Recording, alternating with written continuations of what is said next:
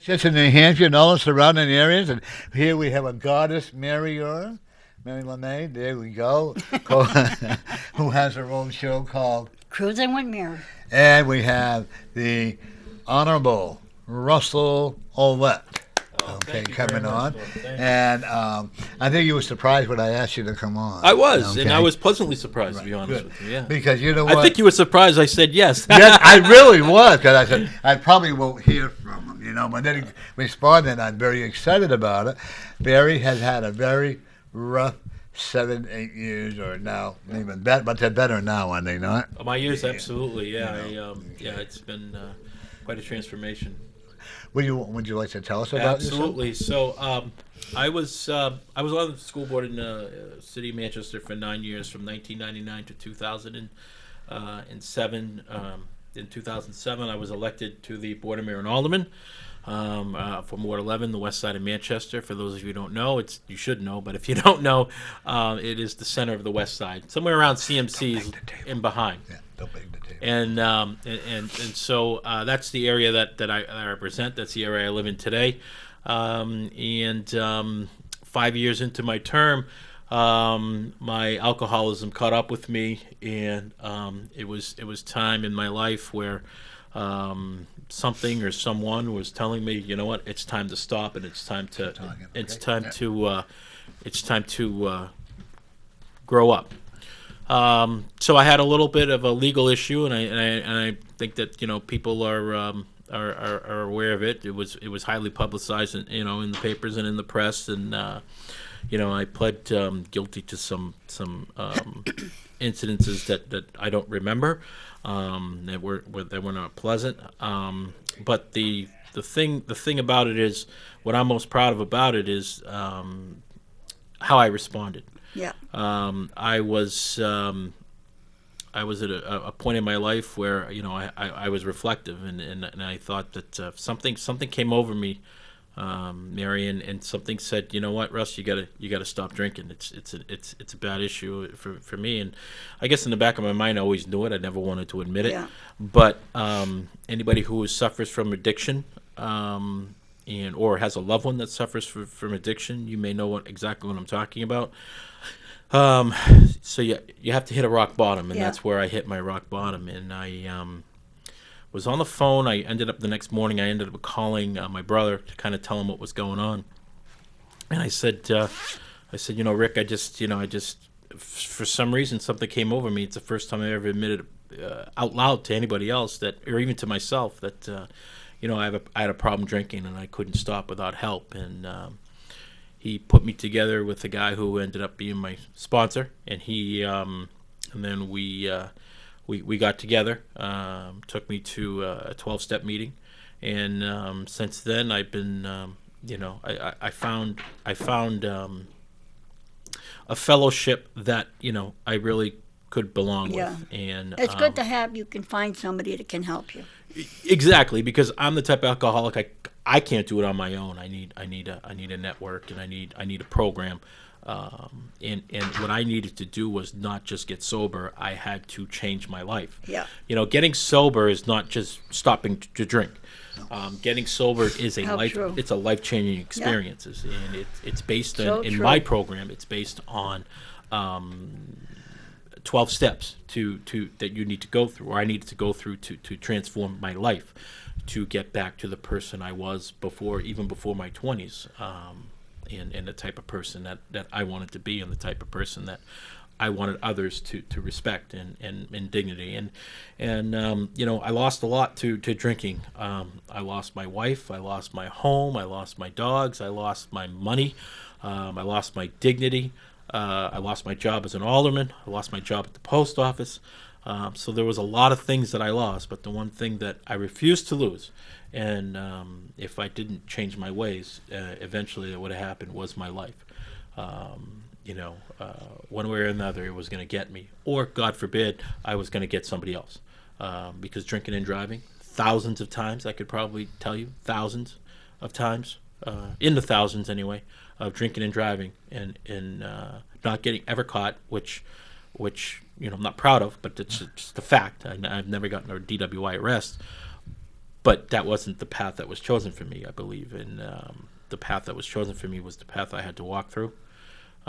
It was, I would not wish it on anybody else, obviously. It was very difficult. But today I'm sober, and my life has turned around. I help others. I've sponsored people. I'm on the board of directors of Hope for New Hampshire Recovery. I'm on the board of directors of my 12-step program district.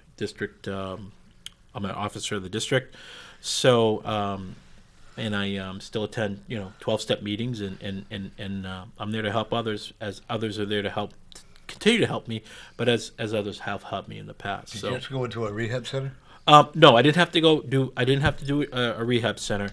I thought about it, and talked it over. I did go to therapy through my LADAC because I'm the type of person that needs to know why I'm the way I am. And what I have is, and what alcoholics are, is I have a physical allergy to alcohol. So it's kind of like poison ivy. When you're allergic to poison ivy, you get it, and once you get it, the only way you feel better is if you itch. So I have a chemical imbalance in my brain. A lot of things in my brain are kind of chemical imbalanced. But me but too. when I drink, and this was told to me through my LADAC and my therapy. LADAC is licensed drug and alcohol counselor. Is that I have a chemical imbalance in my brain, and when I'm drinking alcohol, in a party setting, I release the endorphins in my brain, and then the only way that I can scratch that itch is to consume more alcohol. And once it was broken down to me in that way, and through the teachings of my 12-step program, is that I actually have a physical allergy to alcohol. It made a lot more sense to me. And the reason why that if I was at home, I could have a drink and just put my feet up and maybe drink half the beer, half the glass of wine or whatnot, and not have to finish it. But if I'm out and about, and I know I won't bang on the table, Norm. I want to make sure I don't do that. But if I'm out and about, I can't stop. So what I was doing was in my later years when I was an alderman, after the aldermanic meetings, where the aldermanic chambers is located downtown, there's a lot of bars in the neighborhood. So we'd go to a bar in the neighborhood, have one, maybe two, and then we'd all leave. But the other guys would go home, or girls would go home, not me. I seeked out other people after that to get more drinks, to get more alcohol, because I didn't want the party to stop. Type of alcohol I am is I'm a binge alcoholic. I'm a binge drinker. So once I start drinking, then I've got to, in the party setting, then I've got to continue. It's like about 10:30, and the waitress comes over, and you're looking at your watch. It's the Tuesday night, 10:30. I got to go to work the next day. My wife is expecting me home, and then she comes over and she says, "Do you want another one?"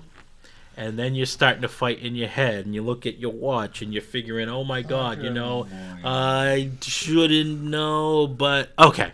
Yeah. And then it's 11:30, and you're doing the same thing, okay, and you're justifying.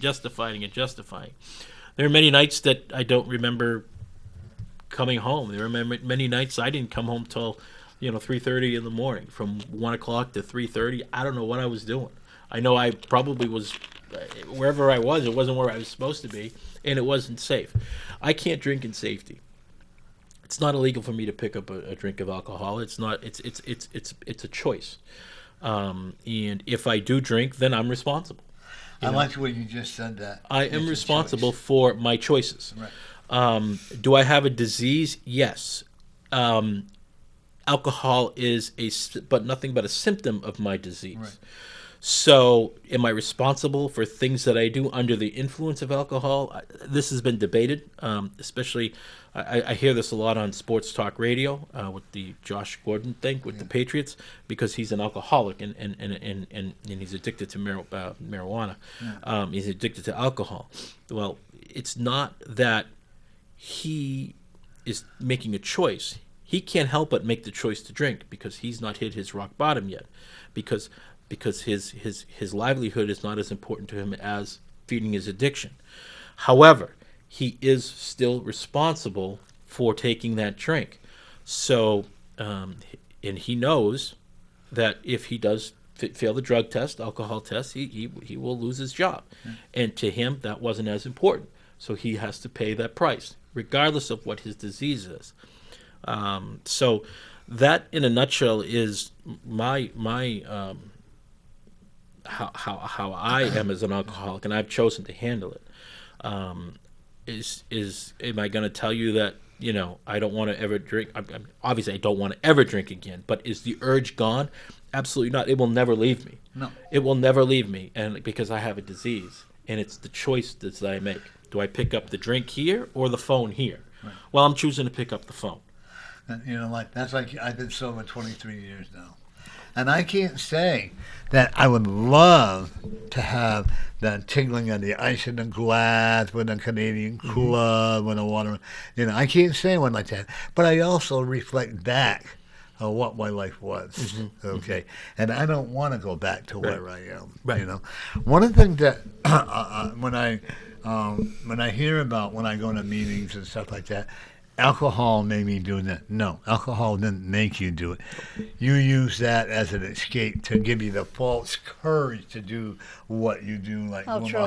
You look very nice today, Mary. Oh, thank you. Doesn't she look Very, nice? very beautiful. Yes, Right. Mary. See, I get it. Thank you. But alcohol, or alcohol. Well, alcohol made me go to jail. No, you made yourself go to jail. You agree with that?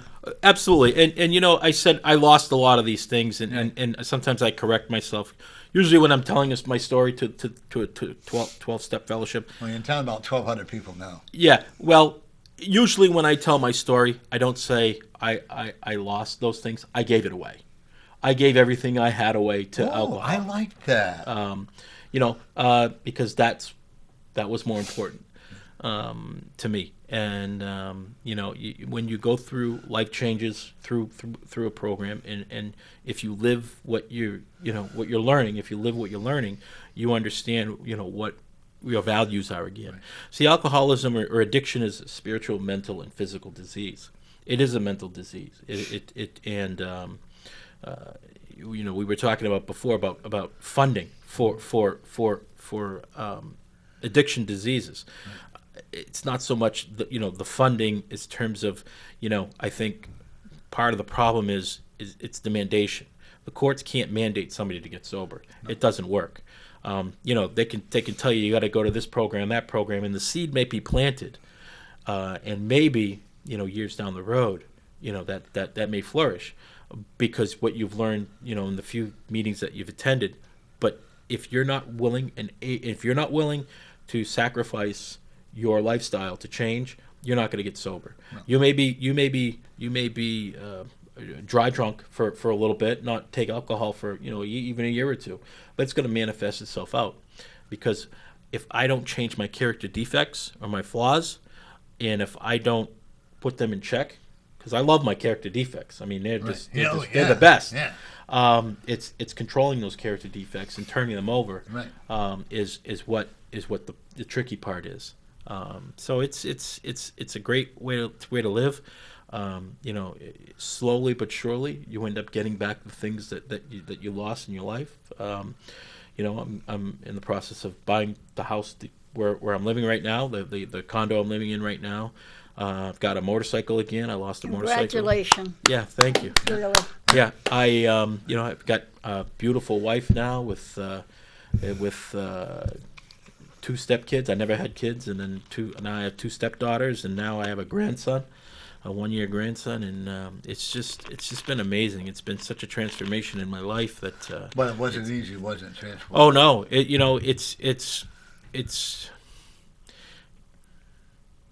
It becomes easier because you start loving yourself, and I couldn't love myself until I started forgiving myself again.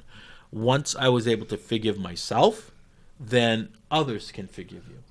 Folks, we are hearing from former Alderman Russ Ouellette, the Alderman, and hopefully he's going to be running again for Alderman. Well, well, breaking news on the Norm Community Corner. I lost by 38 votes well, a year and a half ago, and I will be a candidate for Alderman in Ward If I 11. can do anything to help promote you, I'll have you back on that show to promote you or Right. whatever, because you had to learn that hard lesson to be where you are today. You know what I'm saying? And the one thing that you're like I had to lose everything. I mean, literally everything to have what I had today. But it's people like Mary and people like I had this one woman. She had an HIV virus.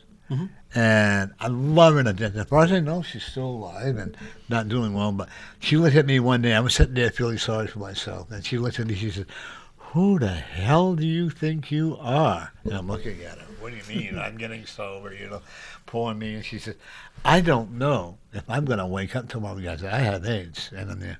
Oh. Her boyfriend came down at 5 o'clock in the morning, got me up. I had to take my cucumber mask off. I really had it, I had to take all that off so I could look beautiful, Well, of course. And then that was the beginning of my road to recovery. Okay. I'm not embarrassed to say I ate at the shelter because it was there, and the food was good. Have you ever seen yes. what they have down Yep. here? Have you ever seen what they have for food here? I've not. I've honestly. I'm not ashamed. I was in that predicament. Yeah. And I've had food at the shelter. And they had sirloin tips. I can't afford not that. rich. Can you? You're not- You know? nobody's rich And here. they've had nice dinner. I'm not. But people would still complain. And my last thing that made, I watched a guy vomit into a trash bucket. That was it. I said, I can get sober without going there. But I always remember, Russ, there was this woman, her name was Joanne, I think it was. She gave me a pair of moccasins. Yeah. Mine were all, and believe it or not, I sat and crying. She said, what? To her, it wasn't a big deal. I said, yeah, it is. 'Cause this is another part of my getting my life together. Now I have my TV show, and I love it. Yep. I'm a very popular queen, There you but go. There you but go.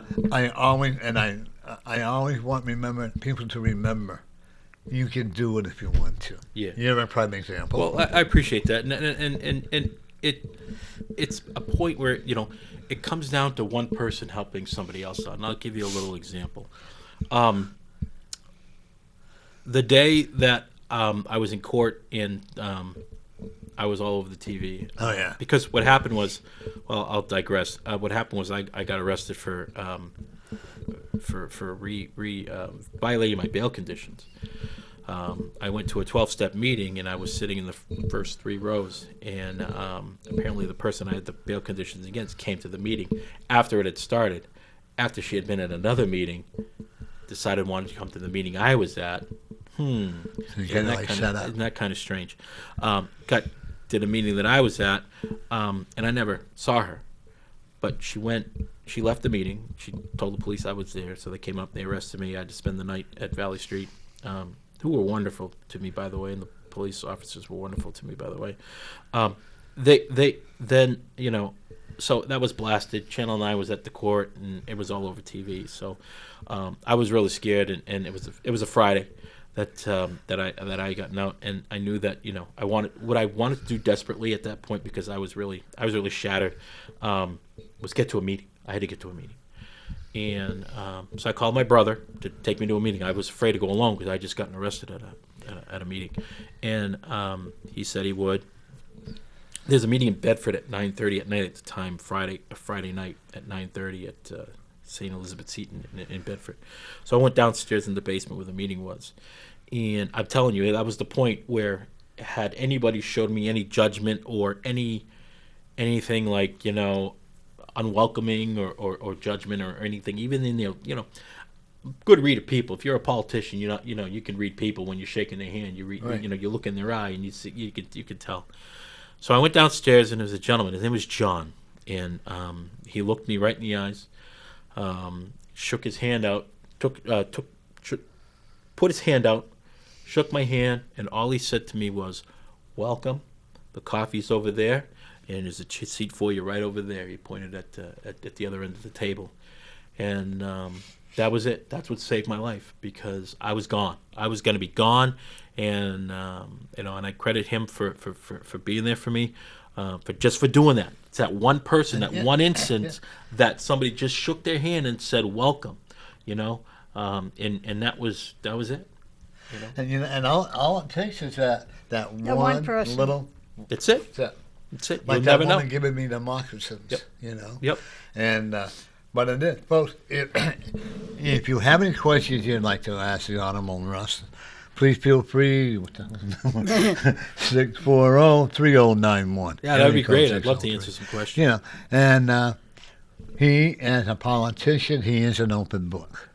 You know that song? Stop, looking, listen. My heart is an open book. Do you remember that old song? Yep. Yeah. Isn't that what we are as alcohol? Well, we're that's in what public it is. That's You know, everybody. Everybody, I think. I have it's nothing a else. book. I have nothing else to hide. No. You know, all my secrets are out. They were outed on July 13th, 2012. That's when my secrets were outed, and I was I'm not relieved. mentioning names or like that, but I do know that you were set up. But Well- actually, the spirit did you a favor. Yeah. Yeah. So we have to let all that go. Absolutely. And do you still communicate with your ex-wife? Do not. No. No. I was not a very good husband. I'll put it to you that way, without getting graphic. Yeah, I remember There that, was some mistakes that I made in my marriage that I'm not proud of. But again, you know, it's a symptom of my disease, of things that I did. But I had to take responsibility for it. So I'm not. That's the biggest I'm step, not but we all playing- have to do. That's the I'm not- number one. You yeah, but just said it. What I'm not playing is, you know, I treated her badly because I'm an alcoholic, so poor me. No. I treated her badly. I lost her. That was my consequence. Right. And I have to face it. When I met you and your first wife, she acted like she was a little bit terrified of you. Well, I don't know I'm about not being that. rude, but No, I mean, I this- understand that. This is No, not she's body language. she wasn't. We didn't have. It wasn't.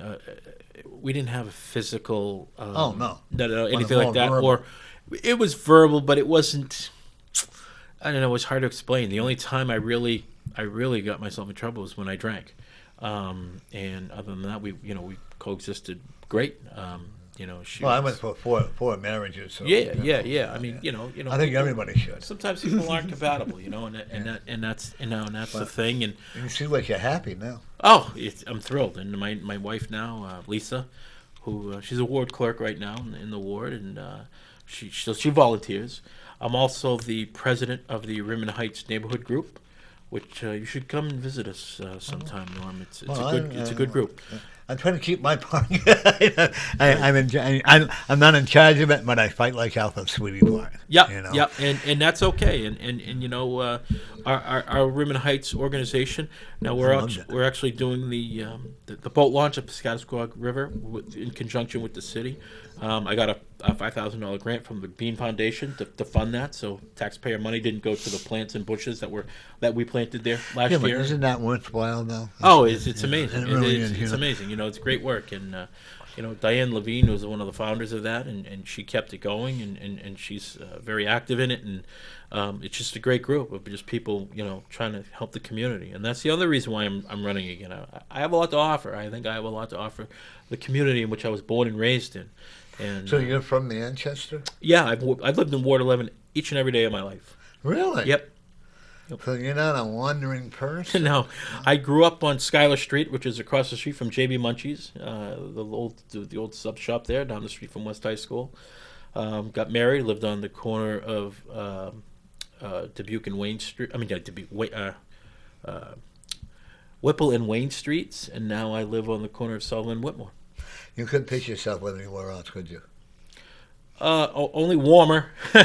I wouldn't move in any other part of the city. Not saying See, anything you know bad what, about that, but that's like I lived on Cumberland Street when you were my mailman. Mhm. Yep. And then now I'm on Walker. Walker Street. Yep. Yep. I would not live in downtown Manchester, north side, west side. I love the west side. Yeah, and that's where I'm from, so that's where I choose to Well, live. I lived in a small town in Springfield, New Hampshire, and I moved to California, went to college, and I moved to Lakota. Now I'm here. And I could not picture myself. My son and I often say living outside of any other area. Yeah. Yeah. You know, if people want to make it bad, that's their choice. If they want to help improve Manchester, whether it's west side, east side, or whatever, look what they're doing when at Stack Park, and that's the one that's over here, that big park where they had that organization that's doing everything there. Mm-hmm. Yeah. You know, Yeah. You could do, if you really love it. The sad part where I am, nobody takes an interest in it, and that's okay. Yeah. But I can go to bed and sleeping well. Yeah. Okay, I'm going to have you do me a favor. We're going to see what all his dark secrets There you go. What do you think? Look out. Yeah. Be careful what you He's wish coming for. after it. Yeah. Mary can tell you I'm pretty good at what I Yeah. do. Yeah. You know, he I told thought we were me going to play cribbage. Oh, yeah, we can. a couple of weeks ago, you said you're going to hear from somebody or you're going to go to a funeral, one of the two. Well, last week, I haven't seen this. I call him a young man because he's younger than I am. He's been married 41 years to his wife. And I've heard of 3 deaths, 3 in one family. 3 brothers passed away that I know. And I'm going, Norm, you're right again. Yeah, and that I had a lady that called me.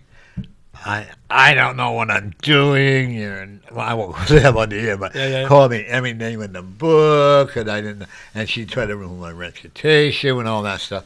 And then about a month ago, I got a Facebook message from her how I was writing all this, and how she wants to set up an appointment with me. I go, I'm sorry, no. Yep. You know. Yeah. Then I made the rate so high she couldn't. Yeah. Shovel those for me. Yeah, and then you Some said of you're them. going to hear from somebody, an old friend, and that day. You ready for another cat? I will. I mean, what's one You more got a cat? black and white one coming. Yeah, I got a black and white one now, my muffin girl. Yeah, but you got another one coming. Yeah, she's the old lady of the family. Yeah, She's 15. she's the boss. Yes, she is. My cat, he adopted us. And my cat doesn't like Ole Scott and I, but you bet Mary come in, and that cat sits Yeah. right beside, doesn't he? He'll come right over to me, and I pat him. He likes my jacket. Yeah. I put the jacket down so he can lay on it. My dog is a short-haired terrier chihuahua, Oh, and she's that's so the cute. boss. Okay, we're going to spread these out. Abracadabra, cadabra. Wow, there we go. Well, let's see what we bring. Abracadabra, picky poo. Yeah, there you go. And I'm going to have you take out 7 cards. Don't look at them. I also will have to take. Did your mom pass? No. Oh yeah. Who's the lady that passed? Your grandmother on your mother's side? My grandmother's passed, yeah. Do you know? You were her favorite at one time, but she was kind of like disappointed on the road that you took. But now I want you to know she's very proud of you. Oh, thank you. Okay, she said you've earned her respect. Wow, that's amazing. And was she a little old French lady? Oh, yes. Oh yeah. So, well, that's all they have in there. Madame More. Yeah. Okay. And but she said you have even though you disappointed her, but she still loves you very much. Well, I appreciate that. And she also told me to tell you that. Did she make cookies? And did you know her quite well or not? Yeah. Okay. I don't remember her making cookies, though, Okay. no. Did she make that pouton No, she made pork pies. pork pie? Oh, Yeah. I love those foods. Yeah. Do you make pork pies? Do you? Ooh. Hint, hint, hint.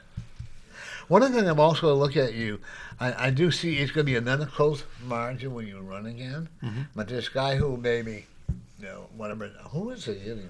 Norm Gamache. Okay. I don't see him rerunning. Oh, really? Yeah, okay. I'll be very surprised if Yep. he does, okay.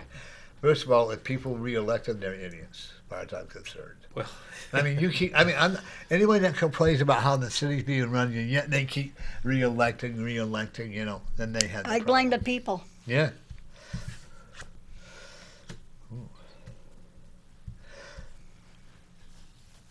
How old is your mother?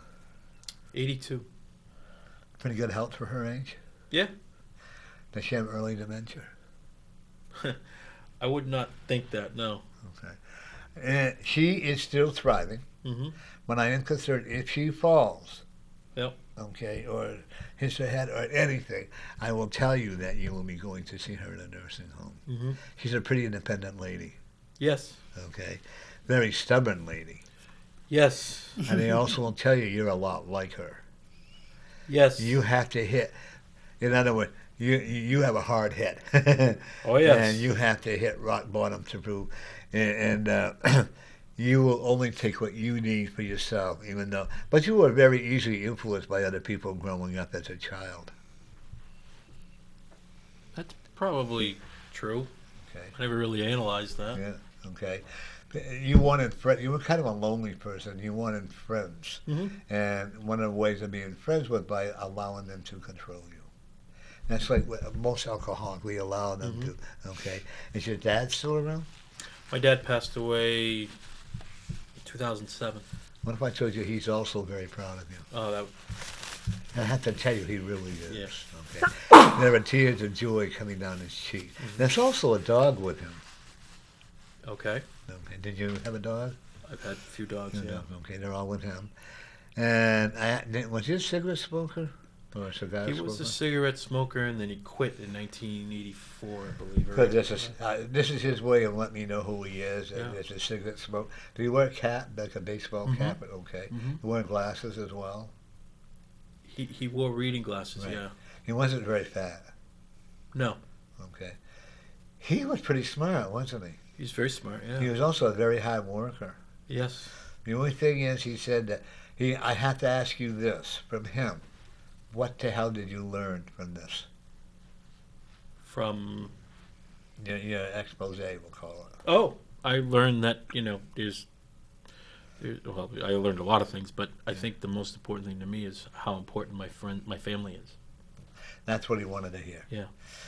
He was very, very Catholic. Yes. Okay. Your mother was also very Catholic. Yes. Okay. You grew up in a Catholic background. Yes. Were you an altar boy? Yeah. Yes. You weren't one of them that they took behind the scenes. I wasn't one of those. No. See, that's it. Not all priests are bad. True. We actually you met my priest friend. Yeah. Oh, He's yeah. a The bishop. bishop. Oh, my God, yes. I always tell him, Father, when you steal one night, I run around naked. So you have to behave yourself, But he's a gentle person, gentle soul. Also, you're an old soul. I consider myself old school, yes. Yeah, you are. No, before you're reincarnated. Oh, really? Okay? You actually had a drinking problem back then, but you didn't have it in control until now. Yeah. And you were very devoutly religious. Really? You had 4 children. No kidding. I wish there was a way I could prove all of this to people. You know Well, what I'm saying? I find it fascinating and interesting. But you lived a lot in Canada. Okay. Okay, all through centuries, which is very unusual. You I also feel- have a priest that's one of your spiritual guides. Really? And you have a great uncle that's also a spiritual guide for you as well. Okay, he owned a very, very large bar and grill Is that right? near Montreal. Uh-huh. Don't speak French, and I don't speak French. Now I'm trying to come at you a lot of times in different languages. You speak French? I do not. No, okay. I mean, You might want to learn for your I can get by a little bit, but very little. Who plays the piano? Plays the I'm hearing a piano. lot of piano music. I don't know anybody that plays the Did your piano. mother play the piano? No. Did your aunt? Well, there's someone in your family. Could be a sister or a relative. Because I'm hearing a lot of hymns. I'm hearing a lot of... Your mother close to a lot of the people that belong to the church? No. She was a loner? Yeah, not a loner, I wouldn't say, but I guess you could say that. I mean, she's a family woman. Yeah. And she was very devoted to her children. Yes. Very strict, huh? Not necessarily. She said, oh, yes, I was. So don't doubt her. She was the Don't boss. doubt her. Yeah, She was the boss. She was the boss of the house. Yeah. If you didn't listen, you were in trouble. Yeah, we tried to. And your dad would tell you, go see your mother. Yeah. Okay. Go ask your mother. Yeah. Did he pass away with a heart condition and cancer? No, he did have. I mean, he had heart issues, but that wasn't. What do you mean? That was the main thing. What's that? That was the main thing. No, he had a heart condition, but he had the dementia. Yeah. But the heart condition is overwhelmed because he couldn't tell people about the sickness that he was feeling. Yeah, and he had no a one stroke. could, and no one took the time to take care of it. The sad part is when people say that senior citizen years are golden years, they lie. Yeah. They didn't know it No. like they did today. But one thing I'm also going to tell you, you got that house. Okay. You're buying a condo? Yeah. Okay, you got it. Is it a 2-bedroom? Yes. And you're pitching it out the way you want? Yeah. Your wife is pretty picky? No, not at all. Oh, you are? Probably more so than her. Okay. You know how to, your mother wants to know if you know how to use a vacuum cleaner. What? Say that again? Your grandmother and your mother also, I'm talking to your mother, wants to know if you know how to use a vacuum cleaner. I do. Is it broken? I like to think that it is. She's smiling as she says it. Yeah. Your mother enjoyed cooking, didn't she? She does not like to cook. She didn't mind getting it. Was it your My grandmother did. Oh, okay, that was your grandmother. Yeah. I also, your grandmother was very, very everything had to be done a certain way. Yeah. Okay. Your mother tried, but it wasn't. Yeah. Yeah, but she also was a good mom too. Yeah. She actually backs you up on all your adventures. Oh, wow. Okay. She may not always should. I don't see there was a strong. Was there a lot of resentment towards you or your family? At the end, probably. Okay. Now it's time for you to make amends with her. Yeah. Okay. Is she at home by herself? Oh, my mother? Oh, no. There's no, me and my mother are solid. Okay. Yeah. Who was the one that you had to make amends with? I don't want to know. Just what you know, and you'll know. Okay. Well, I mean, Your brother really is proud of you, by the way. yeah, thank you. Okay. That he has to express it himself, right? Yeah. And maybe not so many words, but in actions. Correct. Okay. Yes. I also think when that you're no longer a male person, that it's better for you. I know agree. you miss it, and I'm sure. But Until you miss the benefits. I miss the people and the benefits. Yes. But what you're doing now gives you a lot more confidence and gives you a lot more Yes. stability within yourself. Yes. What if I told you I also see you investing in another house? That's probably in my future. Yeah, not that far away. Like I'm actually looking on a lake, like a summer home on a lake, or going and renting out and all that. I don't I'm necessarily hoping possible you would say now. Florida, but I don't see you going to Florida. No. Oh, If you do, you'll be right back here. yeah. Don't tell me that. Because you're so routine in New Hampshire ways. Yeah. Okay. And there's a lot of things. Florida's crashing down big time. Okay, it really is. The corruption in Florida is going all the way through, like in California and all that stuff. But I don't see you. If you do, it won't be for another 15 years. That's probably Okay. that's more than likely. Yes. But then you have to convince your wife that you guys really want to go. Okay. Okay.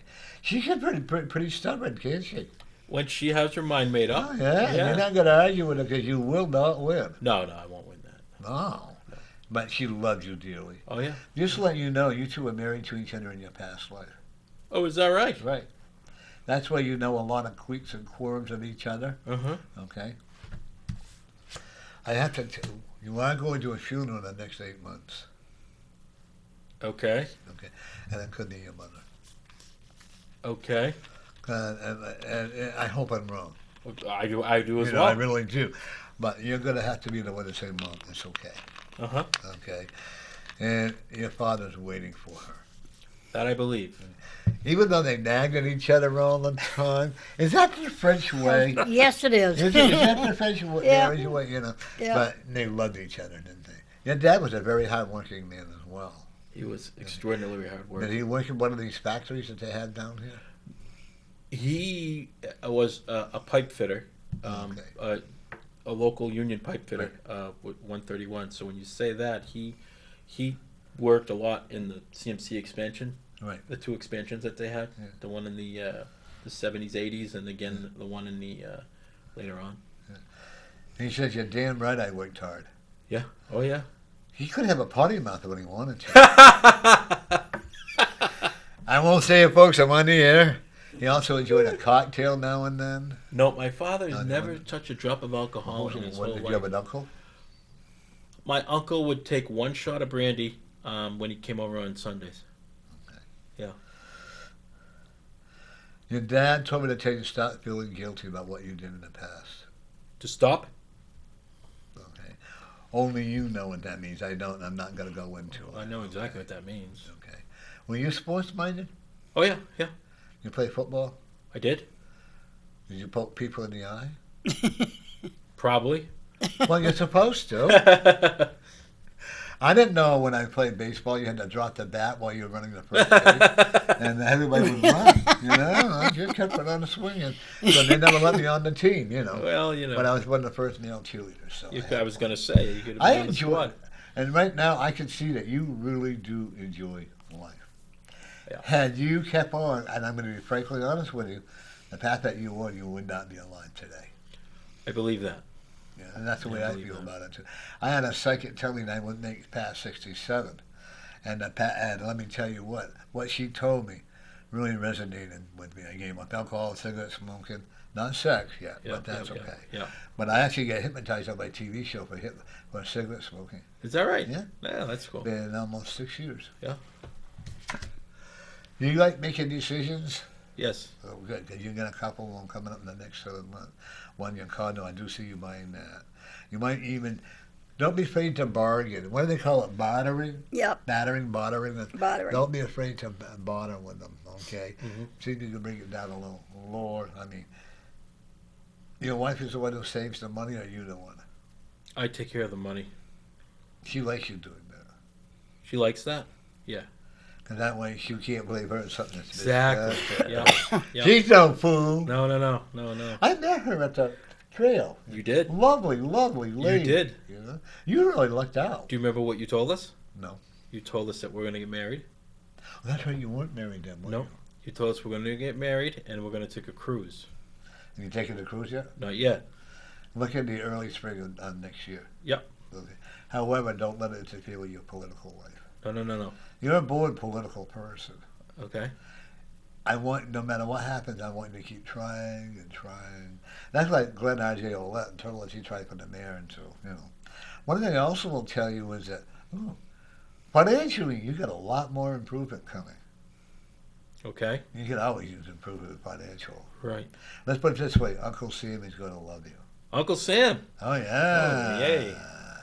Let me see, Russ, you did this, so we'll do that. You made this, so we'll take that, you know Yep. what I'm saying? Mm-hmm. Now, is it a grandson?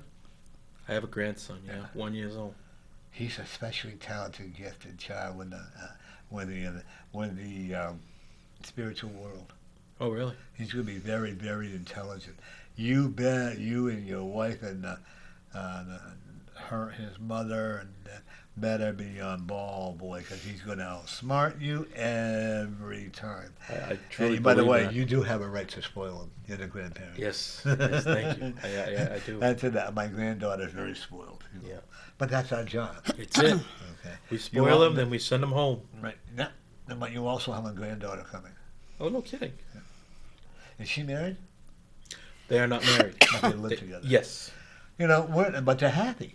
extremely. You know, where does it say? A lot of times people get married and believe me, I know. I put my ex-wife's name here, and then they say, you know, we're not Yeah, there. yeah. You know, but only in the Christian or state law do you have to be married.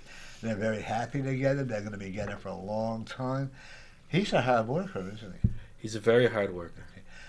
You like him a lot. I do. Okay. He gained your respect, and you gained his respect. Yes. You two are very open with each other. Yes. You had to earn your daughter, your stepdaughter's respect. I would probably say that's true. I don't know exactly because nothing we really shared. No, But when there we- was, yeah. she had to make sure She that was- you weren't going to hurt She was her. guarded. Yeah, she was guarded at first. And you have another stepchild? Yes. Is that a girl also? Yes. Pretty stubborn? Can be. Yeah. More like her mother? Yeah, she's like her mom. Hardworking. How old is she? She is 20. She's in college? Yes. Whatever she does, you can tell that I said she's going to be very successful. I believe that, yes. And actually, you know, I think money's going to become very, very important to her. I believe that as well, Okay. yes. She has a champagne taste with a beer wallet right now. I believe that, yes. My daughter, my granddaughter Yeah, does yeah, too. yeah. You know the sad part with the internet, they ruin a lot of people's lives. The internet does have its drawbacks. Your daughter has a lot more, got to get a lot more confidence in herself than she has right now. I don't see her having a child for quite some time. That makes sense. Okay, Yep. she's not ready to get any kind of a relationship, We had this discussion last week. and I actually see her doing a lot of traveling. Yep, I could see that. You really have to prove to her that you're an okay person, more so than your other daughter. Probably, but she wouldn't. She let would that- never talk about it. No. You know, but Lord help you whoever hurt her mother. Oh, yeah, yeah. And I'm really serious when I say that. I don't see you doing that. Okay. How long were you two together before you got married? So you're still kind of 4 a years. newlywed. Yeah. Yeah, we got married last February. So almost a year ago. Yeah. Good for you. I do see you going on that honeymoon cruise. That's something that we Okay. want to do. Don't give up on your dream. Hmm. What if I told you I could actually see you having your own business? That would be fabulous. what would you do? That's a good question. You're good at marketing. Yes. You're also good at sales. Yes. They don't listen to you, poke them in the... Oh, I can't say that. Last time I said that, I got in trouble. I said that to poke them in the... And one kid poked his mother in the eye, so... But what about you? I'm in sales now. Right, and you enjoy it. I do, very much. You enjoy it. You enjoy the competition. I do. Okay. And now, you took the day off to come here? Yes and no, but yes. They're pretty excited that you're on TV. You know that, right? What's that? They're pretty happy, pretty excited. Hey, look at one of our salespersons on TV or whatever. No, I didn't let them know I was coming Oh, here. okay. No. Well, tell them you can Yeah. download it anyways. But, you know, you've got to lose weight, dude. I'm not trying to be mean. Mm-hmm. I don't want to see you with a major heart attack. Uh-huh. I don't want to see you become disabled. And I don't think you would. I want you as an alderman first. Yeah. Okay. Who's the artist? Your wife an artist? No, but she's been making crafts, like Okay, that's quilts part and of whatnot. artwork. Yeah. Okay. And Yeah. that's her relaxation. Yeah. Yeah. Okay. And the one thing about it is that, did you meet her at some kind of a meeting? No, I met her online. Online? Oh, that's unusual. Yeah.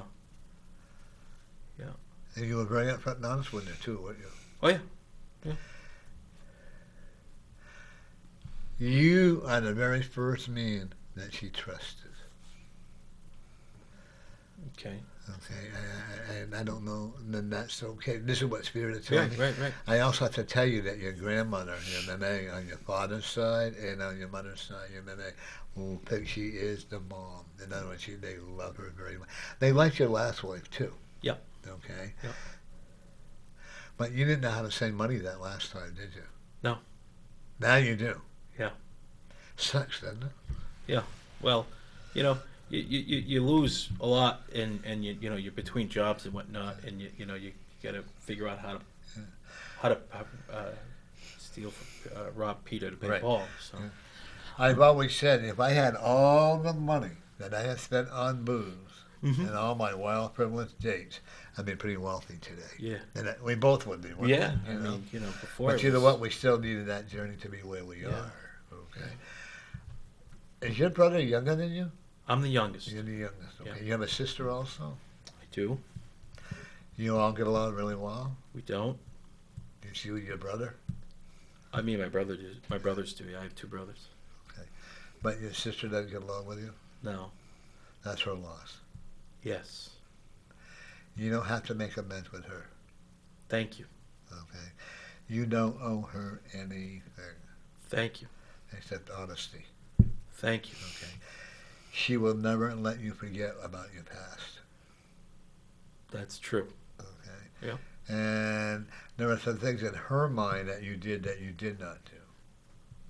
I'm not going That's to true. Okay, I'm not going to go into detail. Right, on but it. that's Yeah, true, yeah, yes. Okay. She's told other people that, yeah. Yeah. Does she have a drinking problem too? She won't admit it because we can't judge. Correct. Okay, anyone can. I can't say. I this cannot or that. tell somebody that they have No, a drinking no. problem. That's not.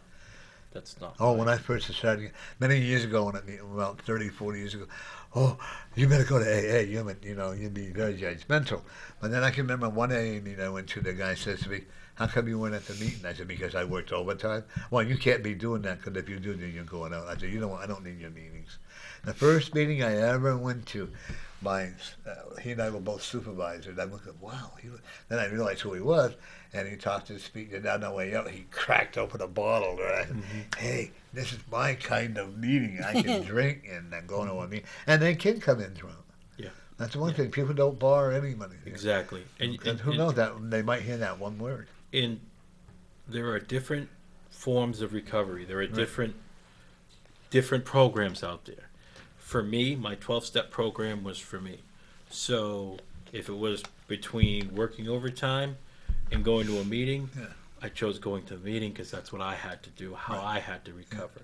You're different. You don't have to follow that path. No. It's different for everybody. I didn't know how difficult it was to be a single parent. Yeah, and it's a know. it's a program of Yeah. suggestions. It's, So, it is for every, it's not for, some people enjoy it, some don't, and all that.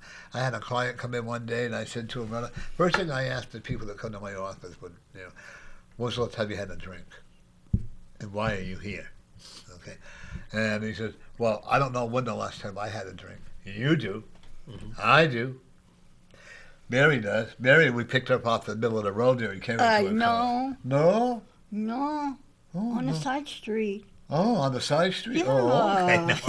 No. Kid. but don't remember my last drink, only because I don't remember taking it. I mean, I know that I know when it was. I just don't remember the actual physical act of it. yeah, mine was a big, tall, Budweiser tall can, Mhm. and I fell over in a lawn chair, and that was it. And I'm sure mine was a Guinness. And you know what? We're not meant to remember. It is what it is. I went to a bar one time. I said I'd had enough. I think I was like 5 or 6 years sober, in one of those. So I walked into a bar. I ordered a triple CC, and we always leave off, pick up when we. And I'm sitting there, and this guy sitting over here like that, but I couldn't see his face. And I'm chatting to him, and the bartender looks at me like I'm a wacko, and that's okay. So when I got up to leave, I paid for the drink, and my granddaughter picture fell out. Oh yeah. Okay, Yeah. so I said, here, I paid for it, and I said, here, I put it down to the guy. The guy said, wow, you're okay? I go, yep. And you know what? I got up to leave, and I said, have a great day, and thank you. It was not a real person. It was a spirit of what I would have looked like when I was drinking. And it can happen that way. Yeah, absolutely. That's the way it happens. Yeah. Amazing how like that. I also will tell you that the people where you work, how long you been where you're working now? Since October. Okay. You like it? I do. Because I see you getting a promotion. Okay. Okay. Are you a sales manager? I am not a service. I'm in the service department, and I'm not a manager right now. But I was, but not right now. Are you ready to be? Yeah. I do see it. Okay. Okay. Do you know what speed limits are? No, I do. Yeah. You better start following them, dude. Okay. Okay. Can you afford a $250 fine? Not at this time. Okay. And why do you want to pay the government anyway? Right. You get caught talking on the cell? I don't talk on my cell phone while I'm driving. Well, Bluetooth obviously. Right. But that's Okay. it. Yeah. Your wife has got a different avenue that she's traveling with. She's going to be very good for her. Okay. Okay. She works very hard at what she does. Extremely hard. Okay. Yeah. It's not a volunteer group, is it? Where she works? Yeah. It's she works for a health benefit company, Oh, CS1 Benefit Solutions. Okay. She enjoys it. She does. Okay. And there's another promotion coming. Wow. Okay. Both of you have taken your life very seriously. Since Okay. my sobriety, yes. Yes. Okay. And I also, do you have a dog? Yes. Okay. That dog just loves you. Yeah. Stop yelling at it. Uh, Stop yelling at it. I'm that- talking to the dog right now. Oh, you're talking to the dog. Yeah, he likes to bark. And the reason why he barked is it's the spirit of a dog in that building. Okay. And he gets him going. Yeah. Okay. And he's also protecting you from other intruders. That's What kind of exactly a what he dog is does. It's a black lab mix.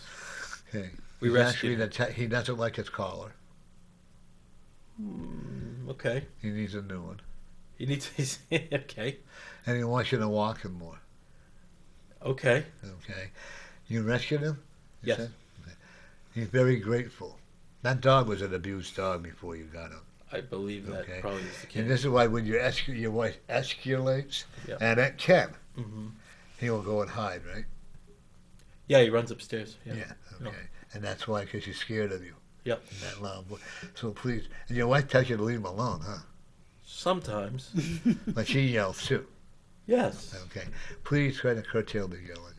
I will let her know that. Okay. If you don't, I'll put a whammy on both of you. Okay. Because it's all, and not only that, like I said, there's a German Shepherd that's in spirit that goes around that house and loves to get all the animals going. That's Okay? funny. And the thing with him is he gets going when the other dogs are walking by or people are walking by. And the mailman, he goes absolutely cuckoo. Because the mailman picks on him. No, not at all. Spiritually, the mailman picks up. Maybe spiritually, yeah. Remember, dogs are very in tune to the spiritual world. Oh yeah, Okay, and I also going to tell you, your dog loves you very much. When just like I said, that's he nice. wants different treats though. He does. I bet he does. Okay, no, you don't give him a rawhide, right? No, never. You give him the what is it, the soup bowl with that junk inside of it there. Yep. Okay, he loves those. Yeah. Okay. We put peanut butter in it. And oh, really? Yeah. He also apologizes when he had accidents. Okay, which hasn't been for a long, long time, but Okay, he has kind of like a weak kidney in there. a week what? Kidney. Yeah, he's got to go out a lot. Yeah. Yeah, we let him out a lot. Yeah, he drinks a lot. Now, do you supervise him when he's outside? Oh, yeah, all the time. Yeah. And you have to, because somebody will try to kidnap him. Okay. And there'll be a blue truck that has already taken some other dogs. There are a lot of dogs in that area where you live. There are 3 just in our property. Yeah, there are 3. There's a blue old beat-up truck or van Yeah. that just purposely goes around to see what he can find. You're the right. dogs. There is one going around. He's kidnapping dogs. And they will. Yeah. And I don't want to see your dog being used as a training dog for fighting dogs. Exactly. Yeah. Okay, so just keep an eye out. Yeah. Okay. What would, if you got elected, what would be one of your first goals to help improve? To help improve our neighborhood. Yeah. I think right now I think our school system needs some tender loving care.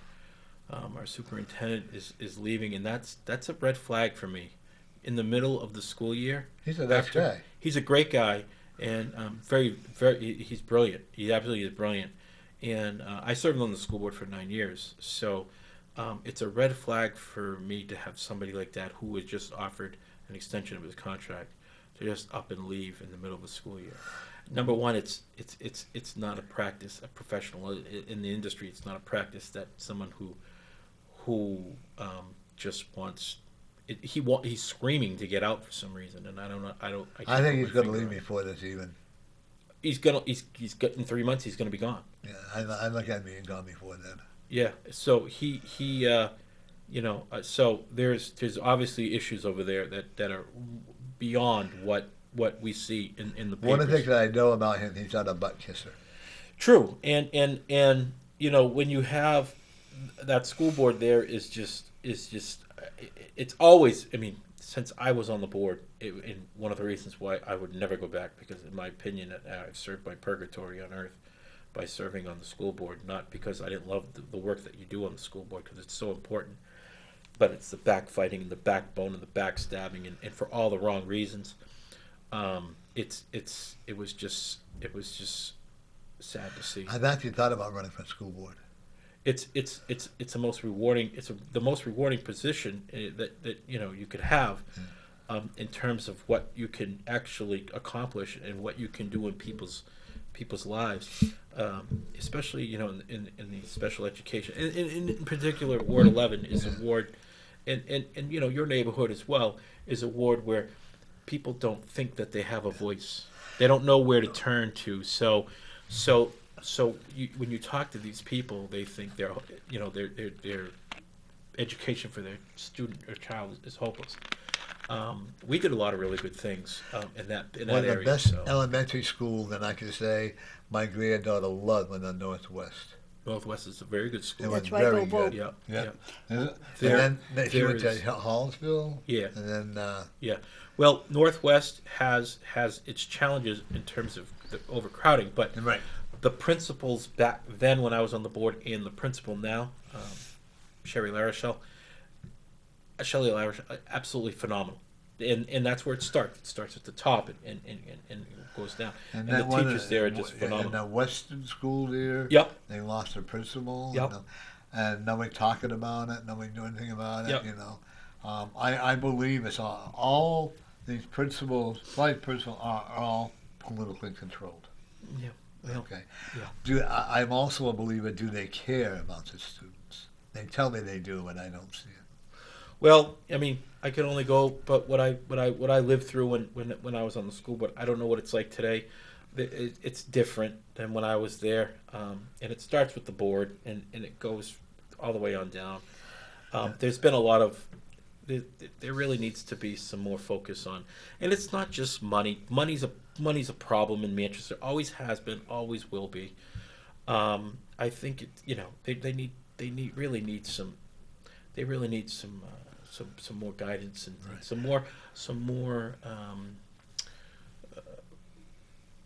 support. Right. I would say from the Board of Mayor and Alderman. My biggest problem, I feel that a lot of the people, like, they got the vice superintendents, they got, what, 3 of them, 4 of them, and they all make darn good salaries. You know, then you get your pets. Or all this money that they pay out to all these different, like, assistant superintendents and principals and like that. Yep. A lot of that money, why can't we use that to buy better books? Buy this and that? This is my own thing. Right, but I've actually invited that lady to come on my show.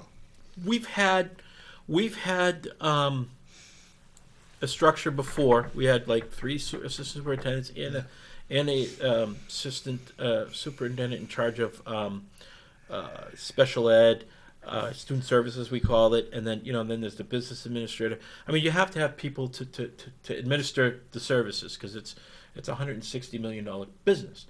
And back in the day when funds weren't there, when I was on the board, we took the initiative to restructure the upper positions, and we got rid of one of the assistant superintendents. So one person was in charge of just one assistant superintendent, then one assistant superintendent of student services, and then so they have gone down that road. They've pretty much gutted that administration building as pretty much as best they can. Now they're now going to West High School for their offices. Very good idea. Very great idea. And Mayor Gatsas spearheaded that, and it's just synergies where you can come up with more savings. But there are also other departments that haven't done anything like that. I'll tell you, for instance, the fire department. Oh. The fire department has 5 district chiefs. They have a chief, they have an assistant chief, 5 district chiefs. Then they have all the captains. Well, I mean, a district chief makes $159,000 a year.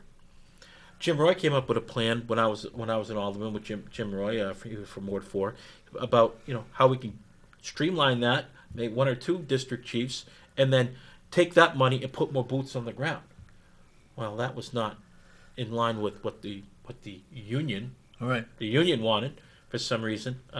Because I don't understand why. Because it would have saved lots of jobs, for the firemen. But they chose not to want to change. The police department has changed. The highway department has changed.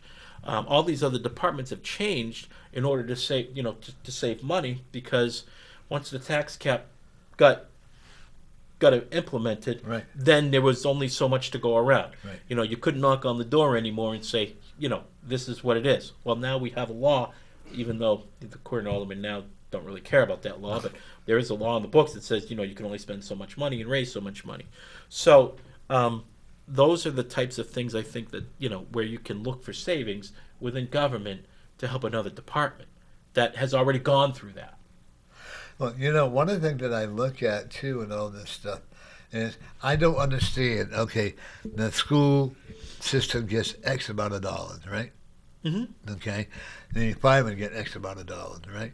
What I don't understand is, like, if they have a graduation or they have a football game or whatever, that the school system has to pay back the city for the money. I don't agree with that, number one, because it's city property, number two, and why, you know what I'm saying? Yeah. Why should we pay for our own? Now they pay what? They go to the Verizon and the SN at UNH or whatever to pay graduation. That's $5,000 each class. That's a lot. It is. However, back in 1999, there was a lawsuit that the school board brought against the city about separation, and that if they were going to take money out of the school district's budget, well, the city had to prove, or there had to be a paper trail. Right. That's why everything is separated the way it is now. Sometimes you've got to be careful what you wish for. Right. So that the school district is separate. So now the alderman can't take money away from me and fund something else. So there's some good things in it. There's some bad things in it. But the chargebacks and things like that, We've been trying to fight that fight since 1999, and it's just if you either got to follow the declaratory judgment or you don't.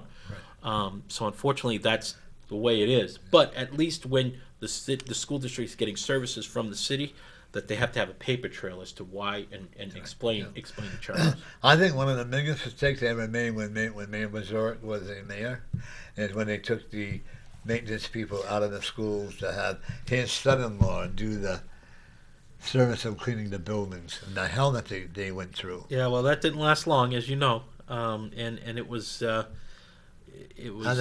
Do they still have they still maintained by a?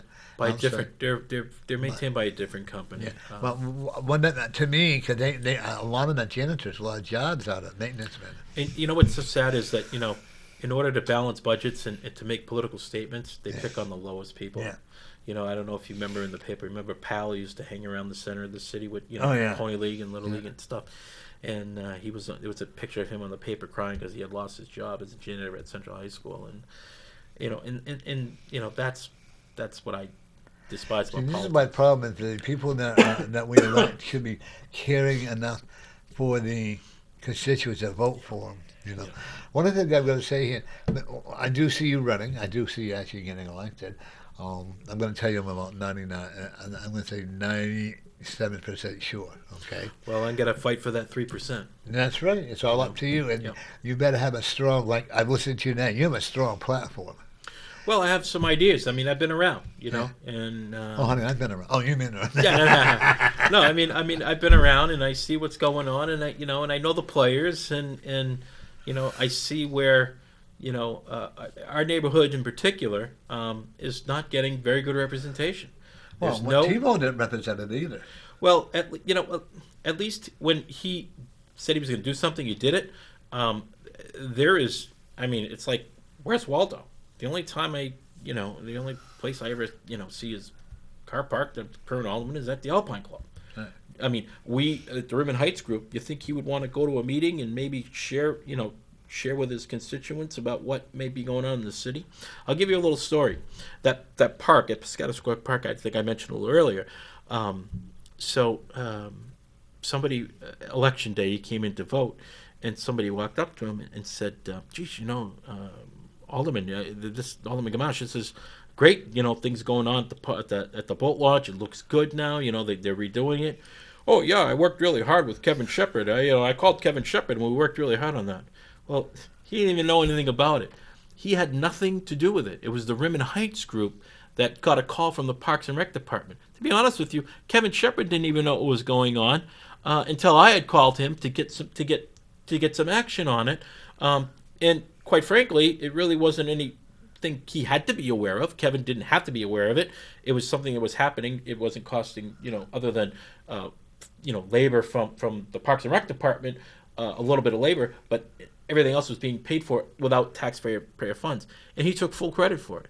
And somebody was that's a part of the group, was in the polling place at the time when he was taking credit for it. So it's things like that really bug me. If you're not going to do something, then don't say you did it. And you know what? If you're not going to say anything in a meeting, why are you there? That's like when the one thing Bill Berry does pay me a lot of comment. I'm not saying I did it alone. Bill Berry and I worked very hard for that. The only thing I'm upset about is they built a whole new. You know what Sweetie Park is? Yeah. Okay. And they built, what the substation is. There, yes. Right? And they built a whole new steps there. Yeah. And now, after they put all that money into building them steps and that porch or whatever, now they're going to pull that trailer away. Okay. And I said, why did they? I'm glad because it looks nice. Don't Sure. get me wrong. But my theory is, why did they spend all that money knowing that they were going to pull it away? That was a waste of money. Do I think it looks fantastic? Yes, it does. Yeah, it does. And now they've got a big boat there with the Tweety flag on it and all that. Yep. And the kids, and I'm watching the kids are loving it. Yeah. But they don't have a place for the adults to sit down. And they said they're going to work on that next. Yeah.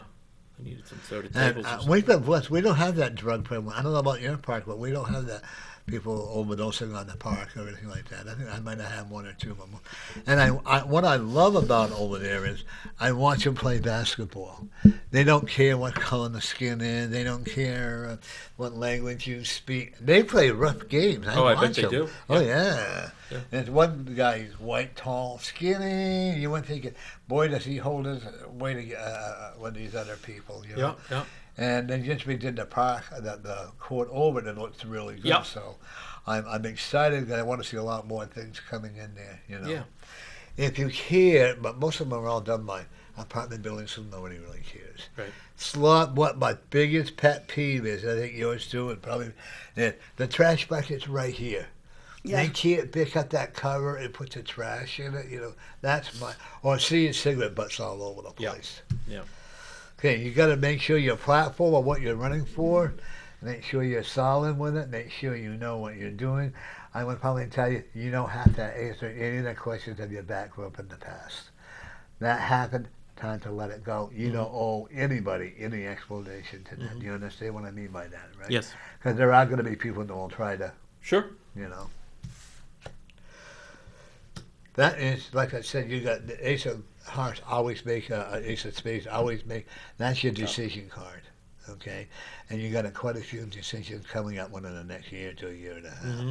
And I also know whenever your wife will support you, whether it's in political or job related, you also have, and your whole family, your sister, she's a lot. If she doesn't want to come and make a bed to you, you know, that's her problem. Mm-hmm. You know, I have to tell you, your other brothers are very proud of you. Well, I appreciate that. Okay, they don't show it because they don't know how. Yes. Okay, words speak louder than actions. Speak louder than words. Correct. They're not going to hug you and kiss you. Oh, brother, we're so proud Right, of you. right, Okay, right. because they're just as stubborn as you are. Yeah, we're not like that. Yeah. Okay. Yeah. How old is your car? My car, a couple months old, and then I have another one that's my Tiguan is 2 years old. Oh, okay, so you have pretty modern cars. Yep. You know what stop signs are, though, right? Yes. You know you're supposed to stop at them, right? Yes. Okay. You know that you can't all of a sudden put your brake on and hope not to hit a car in front of you, right? Correct. Please be careful. Okay. Okay, there's no warning sign. I had a lady who had a car accident and she got caught speeding, and her husband felt so bad because she had smacked into another car. He went out and bought her a new Mercedes. Oh, that was nice. And I said, what the hell did she learn from that? Yeah. You know? Yeah. But please just be. Your wife is a pretty good driver. Yes, she's a very good Stop driver. nagging at her. She's a very good driver. Not good at directions, but she's a good driver. Right. Oh, no, that's what you are, too. Stop nagging at her about it. Yeah. Don't be the backseat driver. Yeah. 'Cause you enjoy teasing her. Not in a bad way. But No. I love giving a good time. And if you don't tease her, she thinks you're mad at her. Yes. Okay. I'm also going to tell you to rearrange your living room furniture. Okay. And the reason I'm going to tell you that because you want to have some swan design to go in, the fresh air, more, Yep. you know, feng shui. There you go, air in there because you have like a blind side in there. Yep. So you might want to have that opened up just a little bit too. Okay. And you have green plants. Couple. Good. Keep them nurtured. You talk to them? No. Why not? I don't know. I just never talked to the plants. No, Evan thinks to do it. You talk to yours? When I had him, yeah. Yeah. You don't have any more? No. Oh, Scott talks to Howard. We have a geranium that's 12 years old. Is that right? Wow. Oh, yeah, we talk to him every morning, you know, and I think it's good. One thing I'm also going to look at you, too, is I do see your your youngest daughter. I'm going to call you, I don't like to step word. Yeah. I do see her, whatever she chooses to do, she's going to be very successful with. What is she majoring in? Right now, political science. She may want to go to law school. Thank you, you just beat me to it. Would I want her as a lawyer, a criminal lawyer on my side? Oh, absolutely. Would I want her, if she decided to become a politician? Oh, she knows what she wants, and that's not going to take it away from her. You two will have many, many disputes and arguments, so be prepared for that. Oh, beautiful. But never go away angering each other. No. Okay? And I don't see her having a child. I don't think she's ready to have a child. Nope. No, I don't think she wants one right now. Correct. We've Okay. had that discussion. I also will tell you, be prepared to have another grandchild. Very good. Okay. she's a good mom. Excellent. Okay. But the one thing about you is you're always open to advise her what you know, what you don't know. You will, if you can't answer a question for her, you'll find a way to get it for her. Right. Your son, you have 1-year-old grandson, right? Yep. Believe me, when you see him cool and he's looking all around and he's actually seeing spirits of angels. Is that right? Yeah. Wow. People don't really realize Yeah. that, but when their child is young like that, they do see that, okay? I also will tell you that your wife is very talented psychically. Talented what? Psychically. Is that right? Yeah. She could do a lot of what, but she is too busy now to work with it, you know what I mean? Yeah. And she's got a lot on the ball for her. Yep. When she first met you, she wasn't sure she wanted to go out with you, even though you met online. Is that right? You kind of won her over. Could be. Okay. How old were you? How long were you sober? When I met her, about a year, a little over a year. Well, she had a lot of doubt because it's still new, Because AA says don't have a relationship within the first year of Correct. your relationship. But and honestly, without her help, can I be really honest with you? Mhm. You wouldn't be sober today. I'm sure that's the case. And she Without would be, anybody's help. right? And you would say, "Effing, it's not worth it." You know, it's Okay. that's the beauty of the program. Right. I meet a lot of people now. I have a lot of friends. We actually right now we're having an AA meeting, when you realize or not, And two or more in the room. Yep. And I have some friends that they own some property in the Bahamas, and they come over and the only trouble with I love them dearly, but I tell them don't be judgmental. Mm. A lot of the people are very judgmental. That's the problem I have. I also will tell you I see laser surgery being done for you, for your eyes. LASIK? Well, that would be nice. You wear glasses now? I wear contacts. Yes. Okay. You take them off very often? No. You should at least like once a day, don't wear them once a week because your eyes will become too strained in them. Yep. Okay. And also you'll start having blurred vision. Okay. Okay. When I first knew you, I had a white cane and glasses. That's correct. I had surgery done within a half hour. Yep. And my eyesight back. Wow. It's amazing what they can do in modern science Yep. today. Yep. One thing I'm also looking at with you as well is dude, I can't stress this enough. You gotta get rid of this.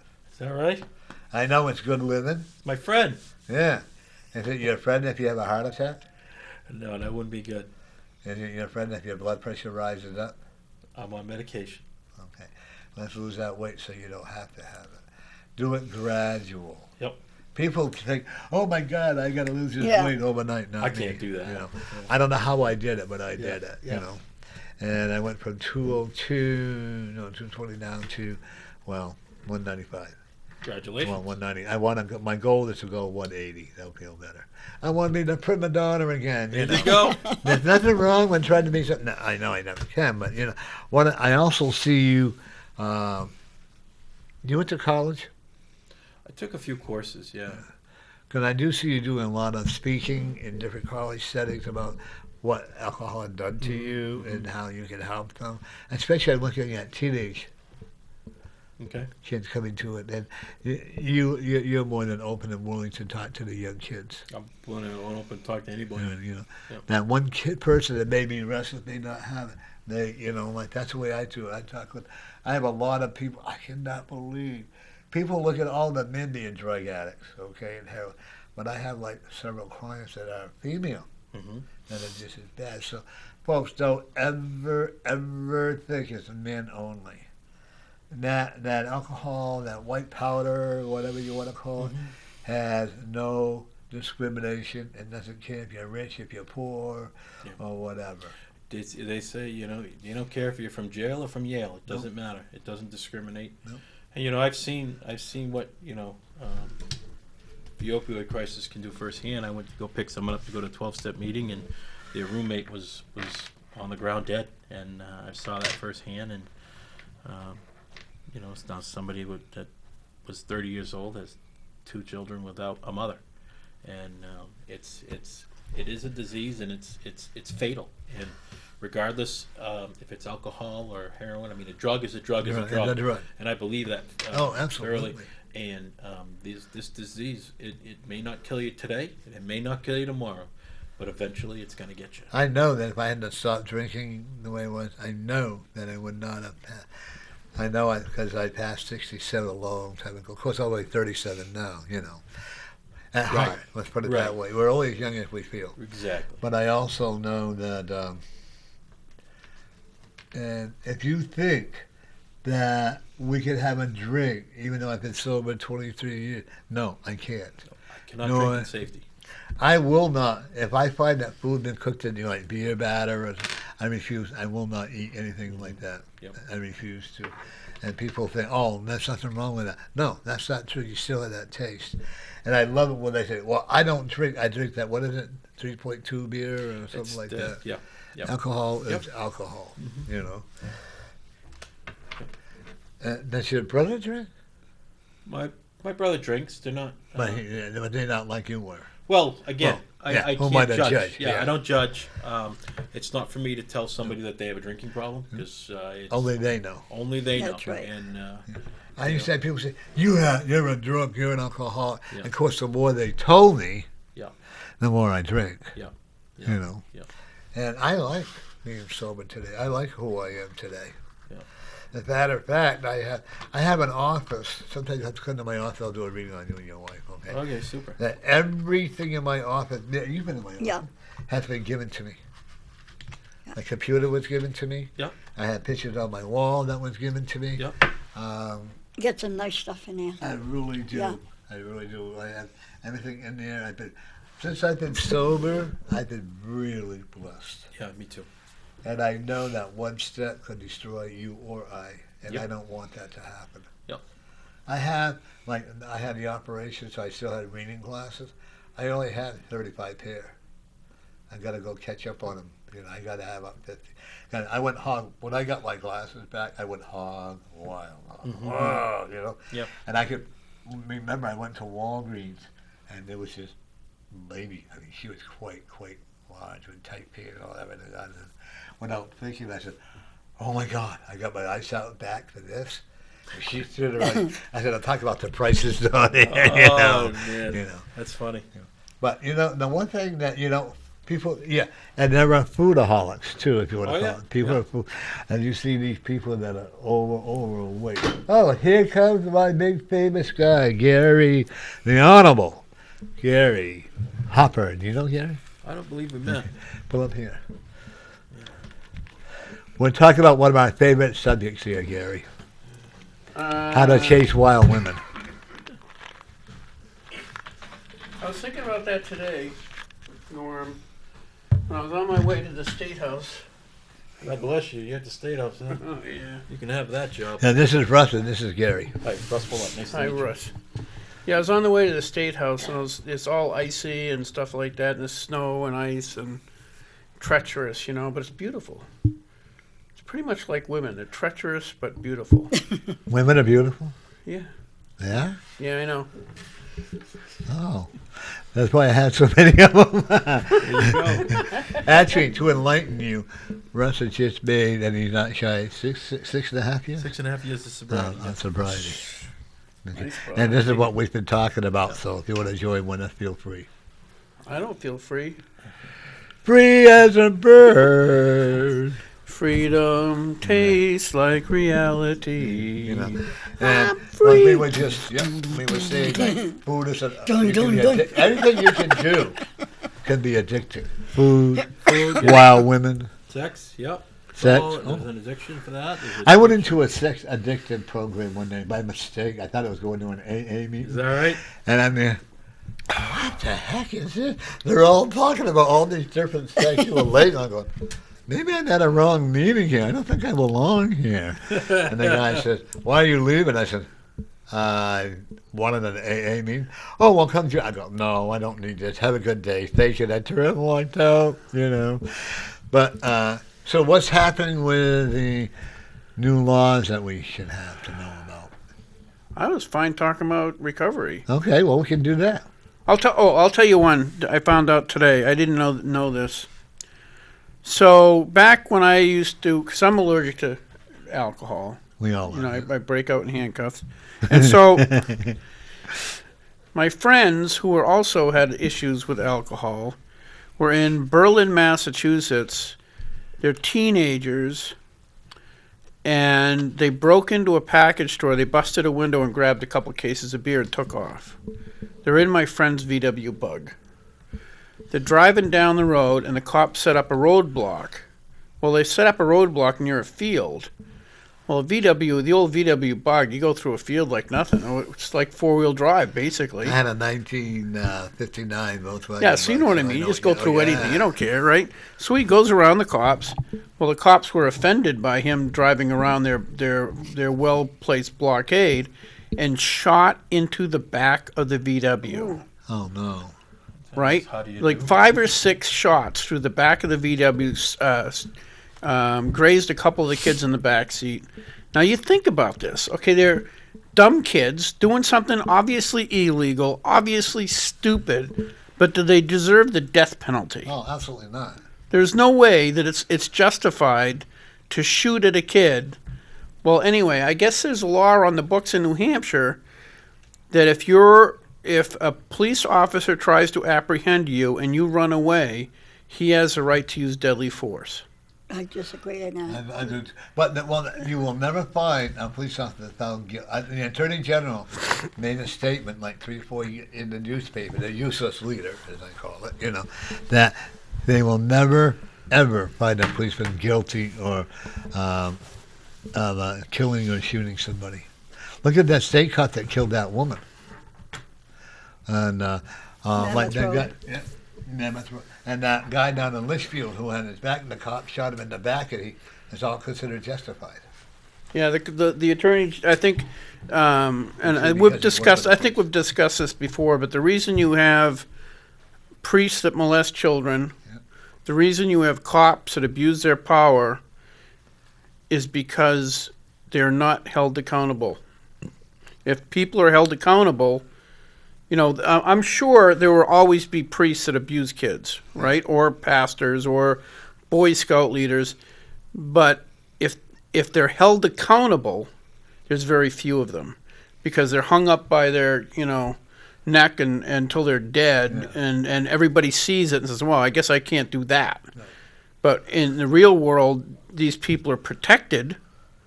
So what's the He got accountable for what he did in his past. Believe me, he lost everything. And it's all about taking responsibility. Right, and you know what? This is the good part about doing alcohol. You got to be responsible for your actions, regardless of whether you have a disease or not. I mean, right. You have a disease, you have a symptom of a disease. Like I said before, if I drink, that's my choice.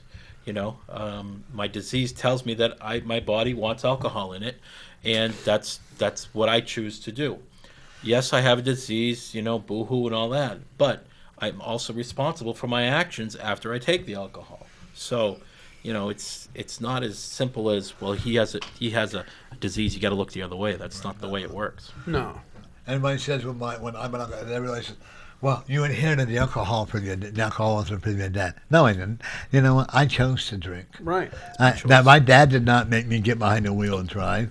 Yep. I was blessed. I didn't get into a car accident, didn't kill anybody, had wild sex. But I mean, that's a different story. But weren't you still bothered by the fact that when you got drunk, people might take advantage of you? The women. I was hoping. With me.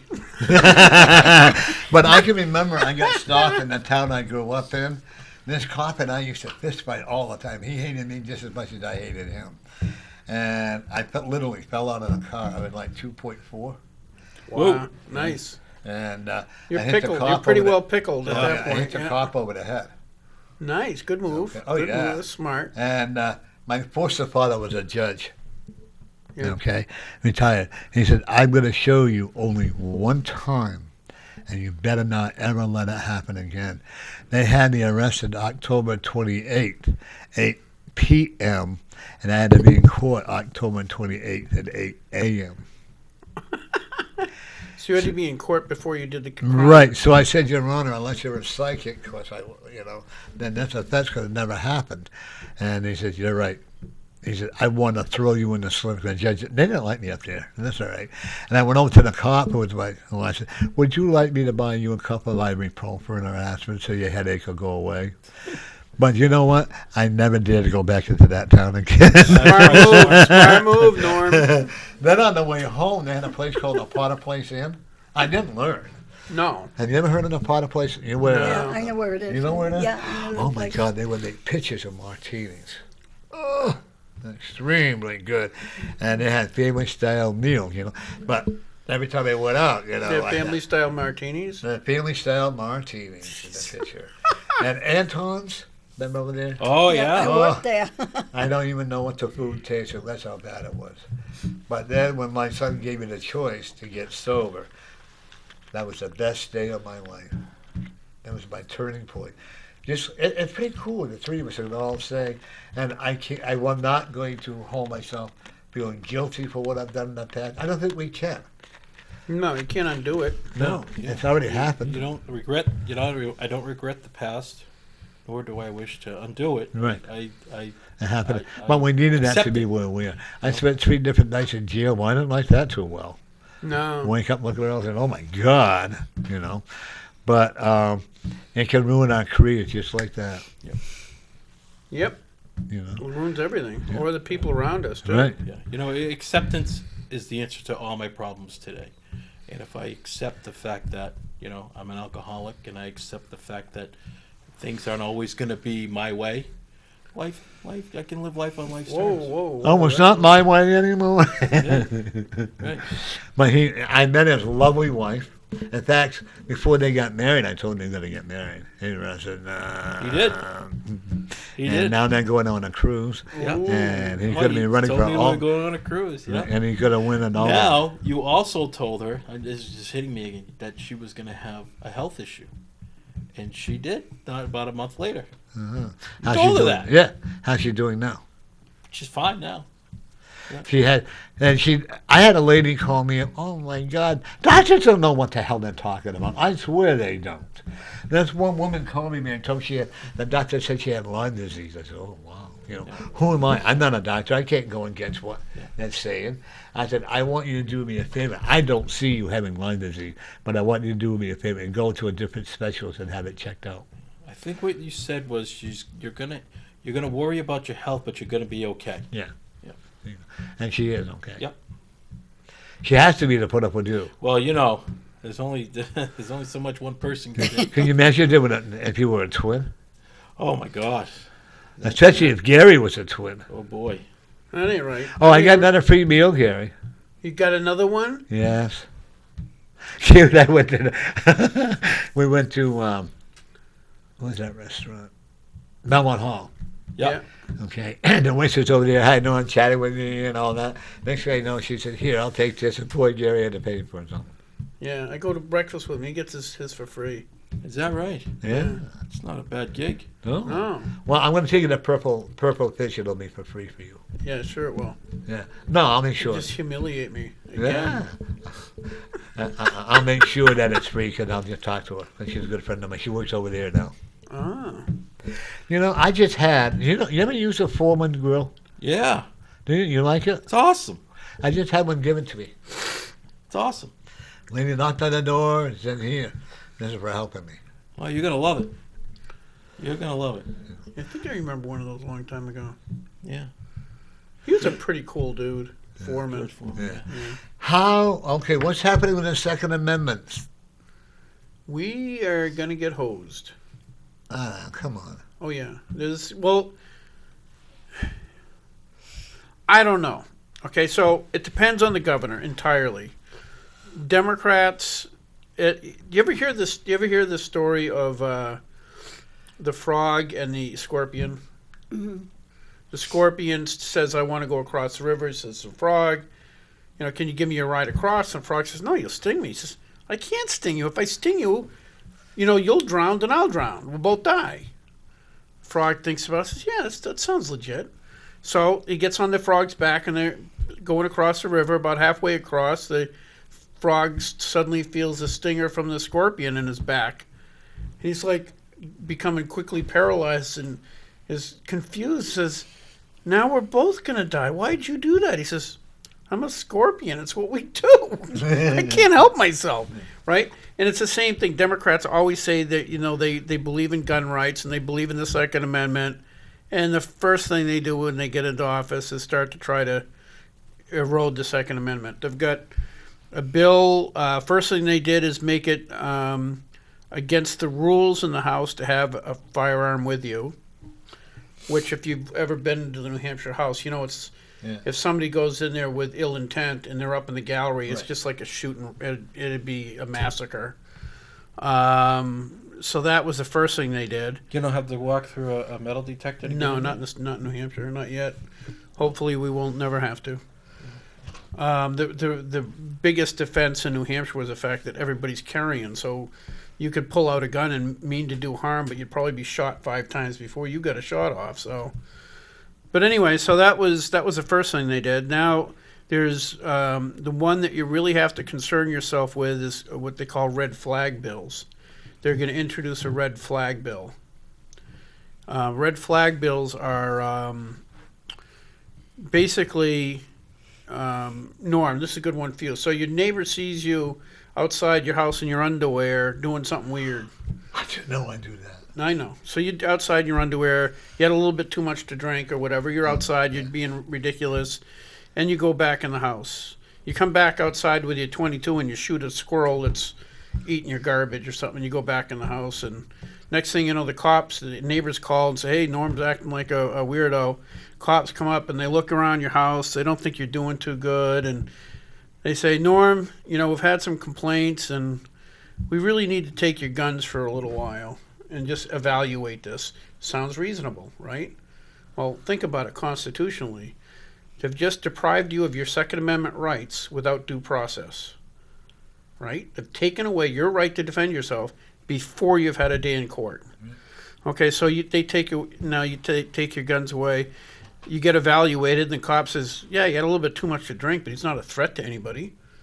If we're going to take away people's right to bear arms just because they had too much to drink, that's half the state. Yeah. Well, let me finish. So now you had a .22, right? It's down at the police station. A month later, the judge says, okay, you can have your gun back. Well, guess what? They're going to charge you storage fee. Yeah. So now it's going to cost you more to get your gun back from the police department than you paid for the gun. Okay, so it's a red herring, and it sounds good because they're going to use the case of that wacko in Florida, but that really isn't applicable because that guy, there was so many flags that went off on that guy, and the FBI and a lot of people dropped the ball. That's why that happened. It has nothing to do with red flag bills. These have been used in other states, and they're being abused in other states.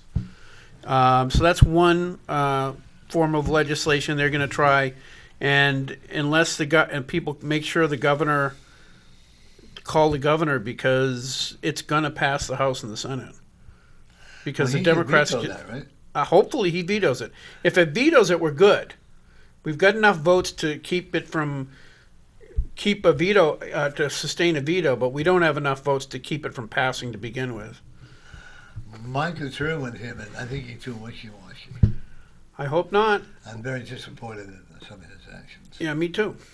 When he was on the executive board, right? Yeah. He would go from one hammer to the which would never serve his purpose. Yeah, whatever the way the wind was going.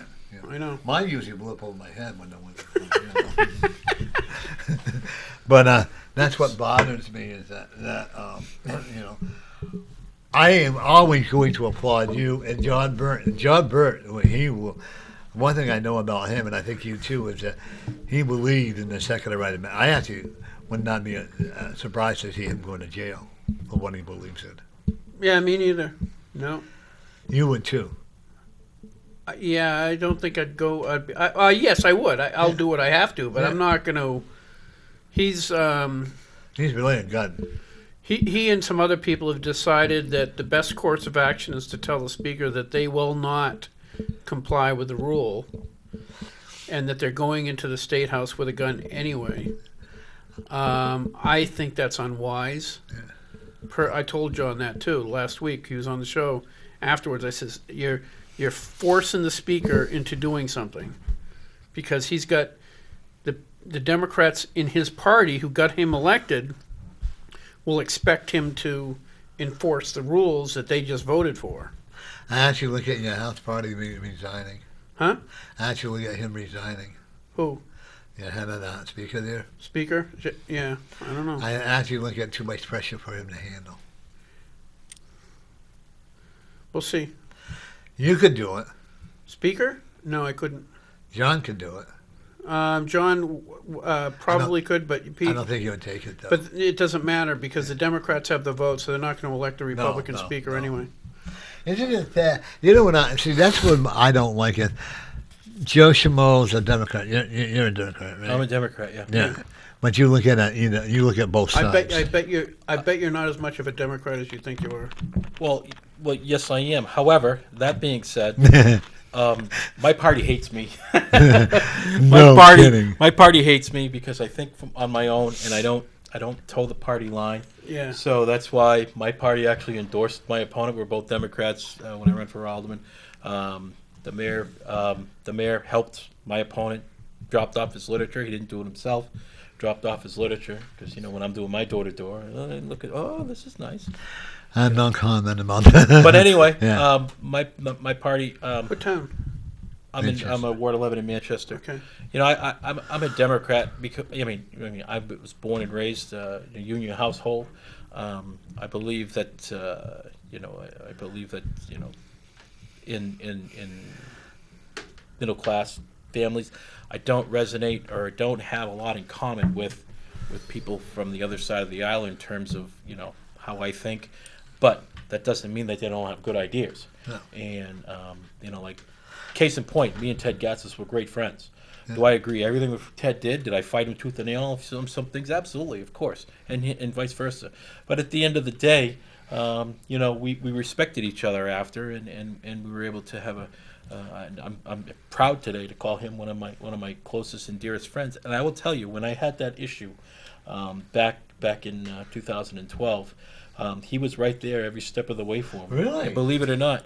And a lot of people like to call him the bully, the this, the that, and the other thing, and this rhetoric about him, hiding the fact that somebody was sexually assaulted at West High School.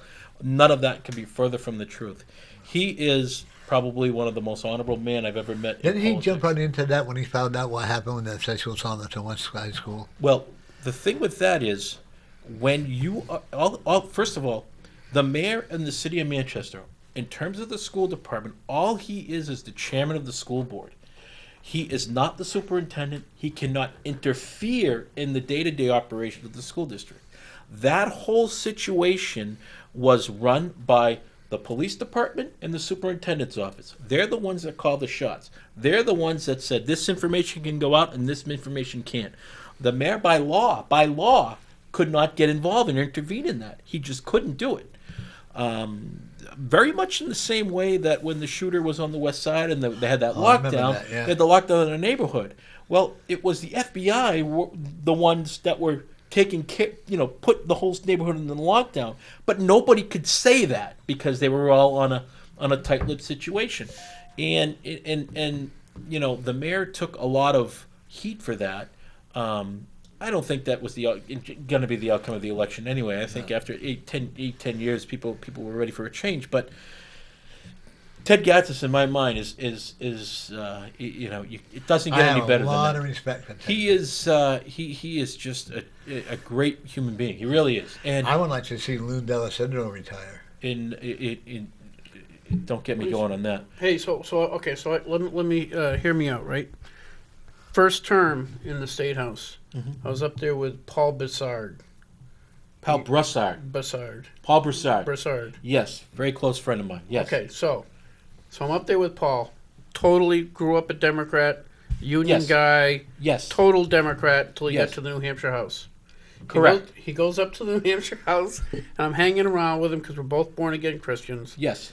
I'm hanging around with him, and about 6 months in, he's watched common sense stuff, okay? Common sense stuff like a 12-year-old girl should not be able to get an abortion without her parents knowing about it. Correct. Agreed. Basic, absolutely basic. Agreed. Right? Democrats absolutely killed it. Yep. There's no way they believe a 12-year-old girl should have autonomy and get an abortion anytime, any place, no agree with parental that. notification, nothing. I would say under the age of She 18 should- myself, but I believe with that. She shouldn't. yeah, Right. So anyway, so Paul Bessard watches his Democrat Party kill a bill about, and then there was parental notification, and they killed that because they didn't think they should know that. So it went on, and Second Amendment's another one, and it kept going all along the line because Paul Bessard is an old school Democrat. correct. As am I. Right. Yes. And so he got up there, and the only thing, because I'm kind of a blue collar worker, so I'm not on. The reason I lost my chairmanship at Fish and Game was because I didn't vote for right to work. So you and I are probably a lot closer than you might think. Oh, we probably are. So anyway, so about 6 months in, poor Paul goes out. He says, "I think I'm in the wrong party," because it is so far left. When you go to the State House, it is so profoundly far left. He had no clue until he got elected Yep. how bad the State House, how liberal the Democrats are in Concord, and it's gotten worse since then. In case in point, that's my party doesn't. They don't. That's one of They won't the support. reasons why Lori and I went our own way, because you I'm and a I, Dem- we don't I'm a have to Democrat. agree. You're Yep. Democrat. You and I don't have to agree on it, but we're still friends. Yep. But Lori, she made a comment, and I was saying it to her, she literally flipped right out. I thought she was going to beat me up or whatever, seriously. Oh, That's wow. oh, yeah, she got real. I'm going, whoa. Then about a month later, she gave me notice, and she was like, oh, yeah. She and Glenn got on my case about, I don't remember what it was, something when the illegal immigrants or whatever. Oh, and I okay, remember yeah. now, That's okay? a hot button issue too. Right, and she was screaming at me, yelling at me, and Glenn went screaming Well, at me. the problem is the source of information. It's distorted. Well, if you get all your, if like I run into that on Facebook, if you get all your information, I'll give you an example. This very far left wing lady in town, I really like her. I don't really know her well, but I like her just because of her tenacity. She says, well, the first thing the Democrats have to do is get rid of the gun show loophole. I said, Selma, there's no gun show loophole. That is a myth. It doesn't exist. I says, if you want, I will go to the gun show with you, and you show me where you can buy a gun without going through a background check. They don't exist. You can't do that. Every gun you buy at the gun show has to go through a background check. She says, well, what about online? Okay, go online, buy a gun. You know what they do? They send it to a gun shop. You go to the gun shop, you go through the background check, and then they transfer the gun to you. There is no such thing.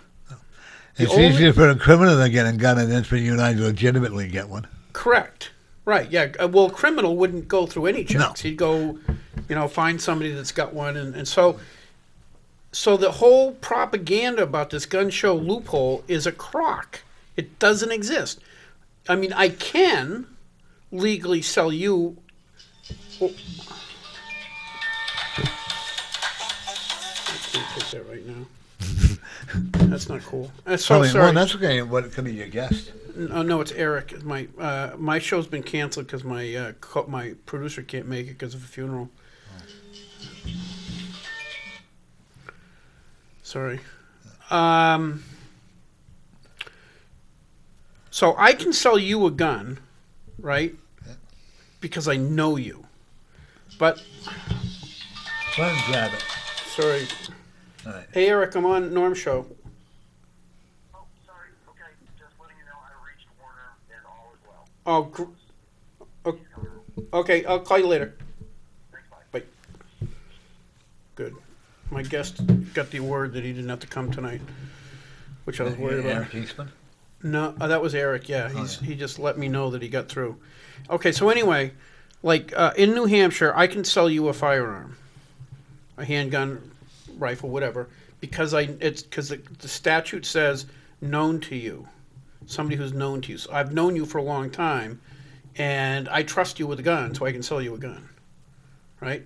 The only thing the law does is regulate federally licensed firearms dealers. The federal government regulates gun like Riley's or whoever, and every gun they sell has to go through a check, and people have to sign a piece of paper saying that they're not a felon, there's no warrants out for them, they're not domestic abuser, and they don't use drugs and all this other stuff. So they go through the list, and everybody that buys a gun through a gun shop has to go through that check. You can't get one otherwise. You can't get it at a gun show without it. So the whole gun show loophole that people believe exists because they watch CNN doesn't exist. You know, back in the 1970s, I went to get a gun permit. I remember you go to Where? in Laconia. You didn't need a gun permit. Well, no, you could see a weapon there. Oh, yeah. And they told me that you would not. The law says we don't have to give it to you because you're being a homosexual. I said, what the hell has my sexual identity got to do with anything? 70s, that might be true. Then what back then? Yeah, that sounds about You right. had no rights back then. No. I got harassed and I had no rights back then. No, I know. They don't either today. So, what is your opinion on the Second Amendment? Second opinion. What's your opinion? Well, my on Second opinion on the Amendment? Second Amendment, that's a good question. Get me all Bill. shook up here. I feel that to me personally, it's not a hot button for me. I think that people should, law-abiding citizens should be able to own a firearm, regardless for its protection or hunting, or you could give 100 reasons why you own a gun. You own a gun because you want to have a gun. Period. Yeah. I think anything else is just rhetoric. I do believe that we don't need semi-automatic weapons on the streets. No. Yeah. That's But just the Second Amendment. That having been said, I believe in background checks. I do believe in that, and I don't have a lot of experience or expertise on weapons on the house floor. Right. To me, if I had my druthers, I'd rather them not be there, but because I wouldn't want weapons being brought into where I work, where I do business. I don't want to feel intimidated by that, but that's just my own personal opinion. Yeah. How I legislate on that is I don't honestly don't know enough about it to make an informed can decision. a mass murderer go into the chambers out there, or, you know what I mean, and hide a gun or whatever, because you said there's no metal detector, right? Yeah, Put yeah. one of those Looney Tunes. I think- one of those. I think they Literally should. do I shit. think there should be. You have to go through a metal detector to go to a court. Yeah. You should have to go to a metal detector to go through the general court.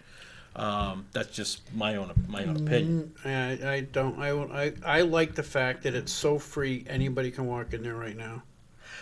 I see people coming from Colorado, different states, and they just walk in. They just, holy mackerel! I can just walk. You go to Massachusetts, try to walk in the state house. Yeah. Too many radicals. I don't know. That makes me nervous. Well, the sad part is the ones who are felons and the ones who look at what's happening in Chicago, and that's what a gun-free city, right?